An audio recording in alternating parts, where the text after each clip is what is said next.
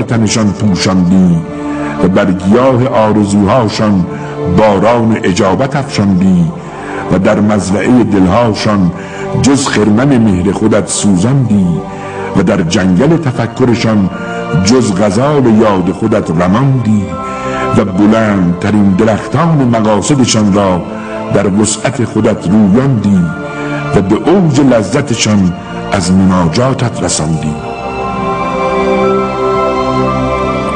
ای آن که هر که رو به سوی تو کند چشم به او می‌دوزی و به هر که دلش هوای تو کند دل می‌بندی و به سری که سودای تو داشته باشد سر می‌کشی.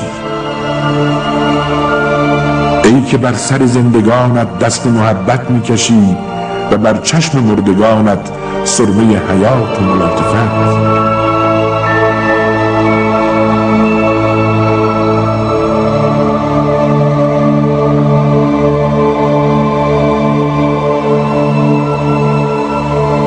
خدایا تو که مرا فراخوانده ای، تو که زاری مرا نقبی به خانه اجابتت زده ای، تو که مرا به درون پذیرفته ای، به خودت سوگند که تشنه محبتم، مرا در کنار خویش بنشان و از رحمت خویش جرعه‌ای بنوشان.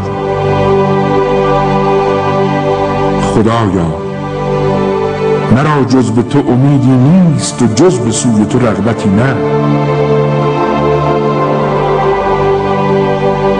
خدایا تو مر پویندگان را فرقانی و مر گمراهان را برهانی و مر افتادگان را توانی و مر عاشقان را نشانی.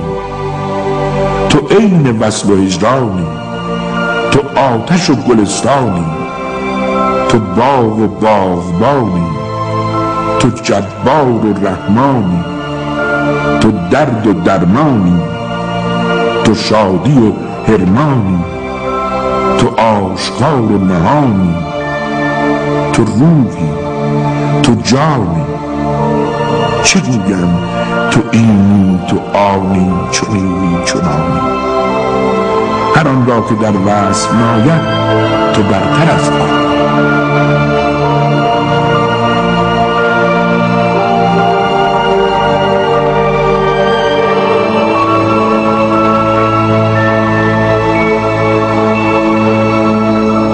خدایا وحشتم را جز تو مونسی نیست، همدمم باش و لغزش و اسرتم را جز تو دست گیرنده‌ای نه، همراهم باش.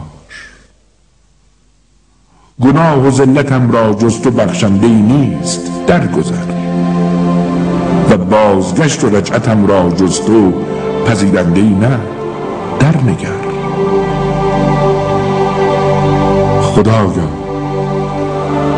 فریاد و دعوتم را جز تو پاسخگویی نیست، راهم ده و عصمتم را جز تو سرپرستی نه، پناهم ده. فقر و فاقتم را جز تو دارنده نیست، دست گیر. دستم را از دامن مهرت کوتاه مگردان و مرا از خویش مران، که امید من جز به تو نیست و مرا جز تو نیست.